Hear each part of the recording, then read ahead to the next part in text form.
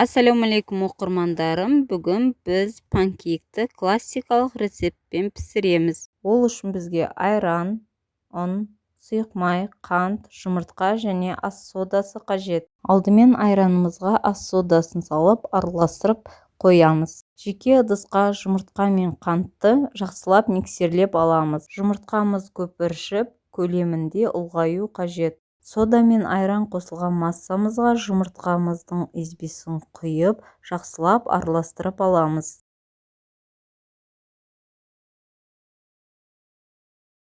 Ұнымызды 2 немесе 3 ретке бөліп, електен өткізіп салып отырамыз. Әр салған сайын миксермен жақсылап араластырамыз. Ешқандай ірітігі жоқ, жақсы сұйық масса болып шығуы тиіс.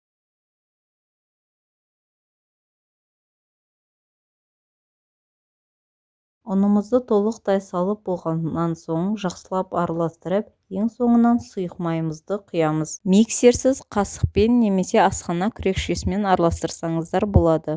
Панкейктерімізді пісіруге кірісейік. Ол үшін алдымен қызып тұрған құрғақ табаға массамызды құйып бастаймыз. Отымыз орташа болуы қажет. Панкейктердің бір жағында тесіктер пайда бола бастаған кезде келесі бетіне аударып пісіреміз. Өте жақсы көтеріліп, үлпілдек болып піседі. Дәмі сондай керемет әрі жұп-жұмсақ болып шығады. Міндетті түрде отбасыларыңызға жасап беріп қуантыңыздар.